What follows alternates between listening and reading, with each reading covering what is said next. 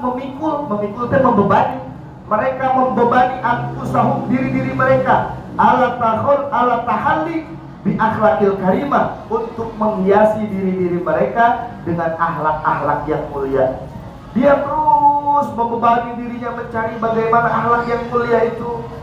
Akhlak itu terkait dengan batin, sementara adab terkait dengan aplikasi akhlak itu sendiri. Jadi akhlak kaitannya dengan batin, adapun adab merupakan bentuk nyata dari perilaku hati. Hatinya baik, adabnya baik. Hatinya jelek, adabnya jelek. Dan akhlak lahir dari pengetahuan, akhlak lahir dari ilmu. Dia berusaha mana nih yang diridhoi oleh Allah, jalan yang disukai oleh Allah, maka itulah nanti akan menjadi sebuah perilaku. Dari akhlak berbuah menjadi sebuah adab. Jadi bukan adab dengan akhlak itu sama, tidak berbeda. Akhlak perihalnya batin, adab bentuk perilaku dohir dari akhlak batinnya itu. Sementara kan banyak beredar di TikTok, beredar di Instagram, antara akhlak itu berbeda dengan adab. Tidak, akhlak itu bagian batin, seperti batin berakhlak itu ya perbuatan berhasut, dengki. Akhlak jelek berarti kalau dia hilim, saho, dermawan, terus ikhlas, itu akhlak batin. Dan mengekspresikan dari wajah dan perilaku disebut adab. Dan ini alawin hamalu anfusahum ala tahalli bi akhlakil karimah. Mereka membebani dirinya dengan akhlak-akhlak yang sangat mulia. Dalam Masroh Rawiyah itu ada cerita tentang pendahulu kita, salaf kita, Al-Imam Sayyid Ali Al-Qurairi. Ali Al-Qurairi yang merupakan putra Ja'far Shadiq, putra daripada Muhammad Al-Bagir, putra daripada Al-Imam Zainal Abidin, putra daripada Sayyidina Husain Asyahid, putri daripada Sayyidatuna Fatimah wa Sayyidina Ali, sibtun Nabi sallallahu alaihi wasallam, cucu daripada Nabi Muhammad. Beliau itu secara nasab lebih tua daripada beliau masuk ke majlisnya Sayyidina Musa Al-Kadi. Ketika Musa Al-Kadi duduk, yang nyamper kenana justru Imam Ali Al-Qurairi, bukan Imam Musa. Nah, ini sebuah akhlak yang luar biasa yang ditunjukkan, bukan hanya semata-mata yang kita siapa, karena dalam posisi tersebut Imam Musa Al-Qadi ini sedang mengajar ilmu agama dan beliau sebagai mustami, walaupun usianya lebih tinggi, secara nasab lebih tinggi, dia tetap berangkat nyamper. Ada luar biasa, akhlak luar biasa, walaupun secara tadi usia nasab lebih tinggi daripada Ali Al-Qurairi, usia dohir, usia umur, sinnya, tahunnya juga memang lebih tua Imam Ali pada waktu hari itu. Imam Musa masih kecil, masih pemuda, tapi beliau sudah menjadi ulama, mengajar ilmu di Samperkeun. Dalam kitab Masroh Rawi yang menjelaskan riwayat Sadah Alawiyin, bagaimana para Alawiyin akhlaknya luar biasa, adabnya luar biasa, yang sulit kita lakukan. Sulit kurang contoh teh aya ego kan. Tak selagi ego aya dina hate urang, sepanjang eta pula orang mau bisa meraih alminan anugerah nu aya di alam jin. Alam jin teh budakna anugerah, alam jin teh grosir dan anugerah.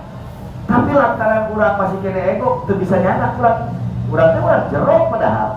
Urang jero keluarga, tapi teu bisa ngambil anugerah di kamar urang, tertutup karena ego urang. Maka ketika kita bisa melepaskan ego, maka akan terbuka celah minat anugerah al-madad akan turun ke urang sadayana. Mudah-mudahan amin ya Allah ya Rabbal alamin. Wa takhalli ani sifati dalimah, dan mereka membebani dirinya dengan meninggalkan sifat-sifat yang dhimmi, sifat-sifat yang rendah, sifat-sifat yang hina. Kalimatnya an, kalau kata santri itu an itu bermakna bauda. Jadi dia menjauhkan, sangat tidak mendekatkan sifat-sifat tercela, sifat-sifat yang tidak dianggap mulia. Wa badalu juhdahum fi taatillahi rabbil ibad, sehingga mereka mengerahkan kemampuannya, mengerahkan kebisaannya fi taatillah, dalam rangka bakti kepada Allah Subhanahu wa taala. Bagaimana Imam Haddad usia muda, usia tamyiz antara 6-7 tahun, dia itu dalam keadaan tidak bisa melihat, mapai beres taklim teh, mapai tiap masjid minuhan bak-bak masjid. Bayangkeun bang masjid bare teh mah timba lain ukuran lain kuno. Sanyo lain kusanyo ditimba begitu beres minum nimba istirahat lain lain ngopi lain wudhu lain istirahat sholat 200 rakaat. Dalam keadaan mata tidak bisa melihat dituntun we ku sahabatna 200 rakaat pindah deui malam besok di masjid anu mapai pinuhan deui beres minuhan bang sholat di 200 rakaat. Subhanallah, luar biasa. Ini akhlak-akhlak yang memang mereka menunjukkan badluknya, menunjukkan usahanya, menunjukkan kesungguhannya. Lalu bagaimana Sayyidina Al-Faqih Muqaddam Tsani Al-Imam Abdurrahman As-Segaf ditanya, kenapa engkau tidak bisa istirahat sepanjang malam? 40 tahun lebih tidak bisa tidur. Bagaimana aku bisa tidur? Sementara aku memirikan lampuku ke sebelah kanan, surga terlihat jelas.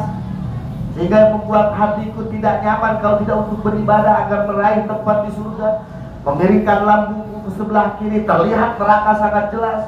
Sehingga aku takut dimasukkan di salah satu tempat yang ada di neraka. 40 tahun lebih ya Sayyidul Imam Abdurrahman Segaf tidak tidur malam, ibadah terus, memberatkan dirinya, membebani dirinya. Kita sudah santai berleha-leha karena perjuangan mereka, karena badlu juhdahum fi taatillah, karena mengerahkan. Jadi kalau kalimatnya badlu itu semampunya, dia sudah mencoba semampunya, ya semampunya gitu, ya gitu. Nah orang ciri ingin mengikuti semampunya sampai mana? Lamun cukup ku wilayah Kedul, cukup ku Kerungsing, cukup ke Rudet, candi coba, belum masuk ke dalam kategori badlu. Badlu itu mengerahkan semua kemampuan yang kita bisa. Kita bisanya 9 ya 9, kita bisa 20 ya 20, kita mampunya 30 tenaga kita keluarkan. Kalau kemampuan kita seumpamanya 20, kita baru mencoba 5, itu belum disebut badlu. Jadi para alawiyin salafun saleh itu badlu juhdahum fi taatillahi rabbil ibad. Fafazu bil murad, karena mereka badlu mengerahkan semua kemampuannya, fafazu, maka mereka bahagia bil murad, dengan sampai pada satu keadaan yang dicita-citakan, sampai pada satu makom yang diinginkan, karena dia sudah berjuang. Di orang hayangan itu kudu diperjuangkan. Kita punya rencana nih, tahun anu anak berbuka imam, orang mengeluarkan sekemampuan orang supaya tanggal anu tepat sasaran. Tapi mereka para alawiyin menargetkan makom yang tinggi di sisi Allah Subhanahu wa taala.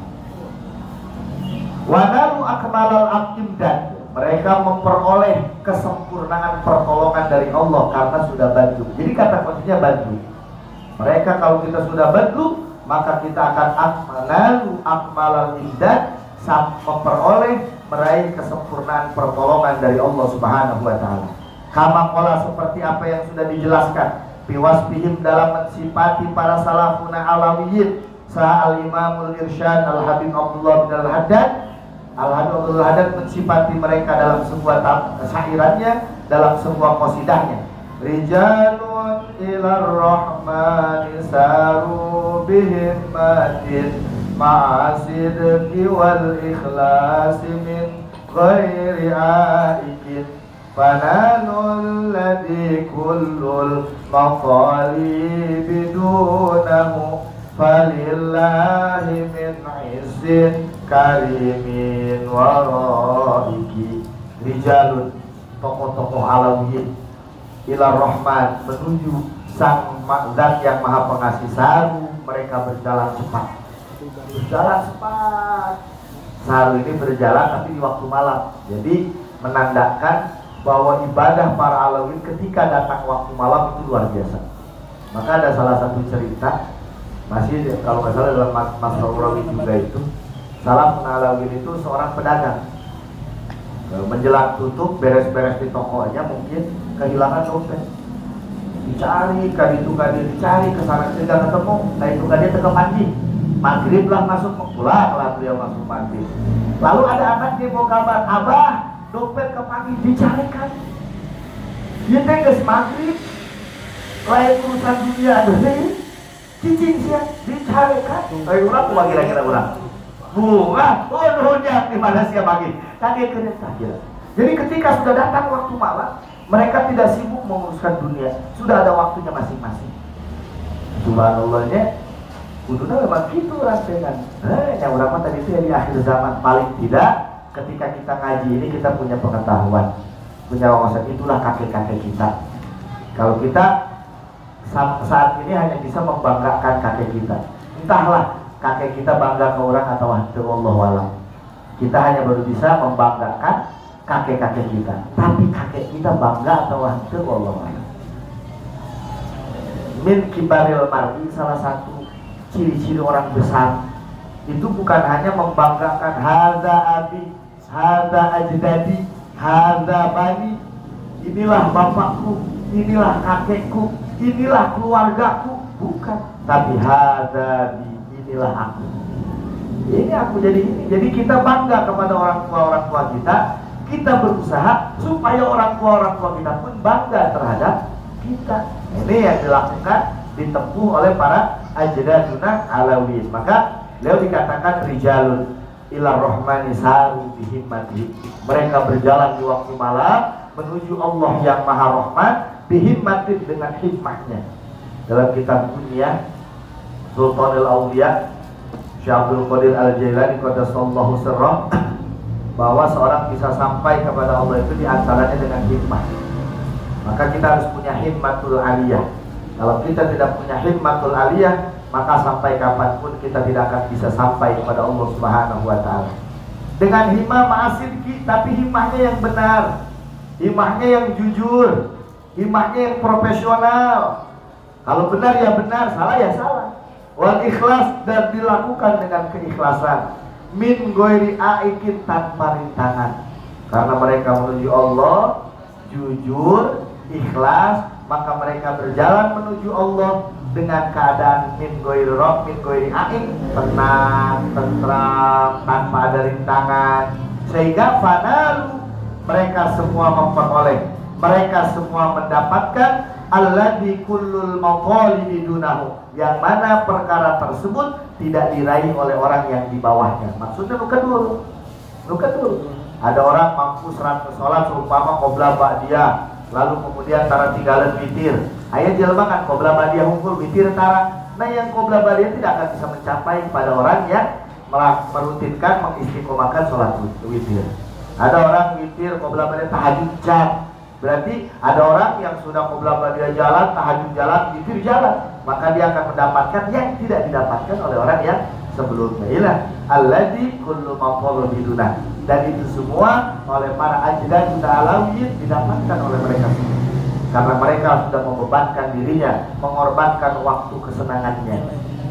Dalam salah satu sarah Ratibul Haddad, itulah Hasan, beliau pernah mengatakan, saya meninggal Hasan bin Abdullah bin Al-Haddad. Beliau pernah mengatakan, saya meninggalkan masa kekanak-kanakanku untuk meraih, mengikuti jejak para leluhurku. Jadi ditinggalkan masa kekanak-kanakannya, masa mainnya, masa bersenang-senangnya ditinggalkan. Dan salah satu keadaan beliau tidak pernah tidur kecuali dalam keadaan berwudu, terutama junub. Apalagi sepanjang hidupnya Al-Haddad Hasan bin Abdullah Al-Haddad tidak pernah tidur dalam keadaan junub. Urang minimal, urang mah kalau seandainya junub minimal wudu. Untuk itu, ya berarti urang sulit mendapatkan anugerah ketika tidur. Karena banyak orang-orang soleh ketika tidur malah justru mendapatkan karomah. Sedang tidur malah justru mendapatkan anugerah dari Allah. Beda nu keur wirid, keur ieu. Kadang-kadang nu tidur dapatkan anugerah. Mungkin nu tidurnya sambil wirid, keadaan bersih, dalam tidak keadaan junub, selalu ada dengan wudu. Falillahi min aisin karimin waraikin. Falillahi, kehidupan mereka hanya karena Allah. Min aisin karimin, mendapatkan ketenangan. Maksudnya kehidupan mereka berasa lebih tenang, berasa lebih mulia ketika mereka ada di bawah ridho Allah. Jadi tadi kebahagiaan yang hakiki itu bukan di harta, kebahagiaan yang hakiki itu bukan di jabatan, kebahagiaan yang hakiki itu bukan di kemasyhuran, tapi kebahagiaan yang hakiki tadi di dalam hadis Jibril itu ketika dia berada di dalam jalannya Allah Subhanahu wa ta'ala. Falillahi min aisin karimin waraikin. dia akan merasakan tenang hidupnya ketika dia beribadah. Maka tadi nih Al-Imam Nibros As-Sayyid Abdurrahman Umar bin Abdurrahman Al-Attas itu ketika disarankan istirahat lebih siang oleh keluarganya malah sakit. Tapi ketika waktunya full dipakai ibadah 2 jam dalam 1 hari 1 malam, beliau bisa tidur malah sehat. Jadi ketika bersama Allah hidup tenang, tadi geringnya jadi cager. Mun bahasa qasidah Imam Haddad mah dalam qasidahnya amutu wa ahya ala hubbikum wa dhulli ladaikum wa izzi bikum. Amutu wa ahya ala hubbikum. Hidupku, matiku hanya di atas dasar cinta kepada Rasulullah Sallallahu Alaihi Wasallam. Kalau sudah cinta ke Rasul, pasti ke Allah. Lalu kemudian, wadulli ladaikum. Kehinaanku justru kalau jauh.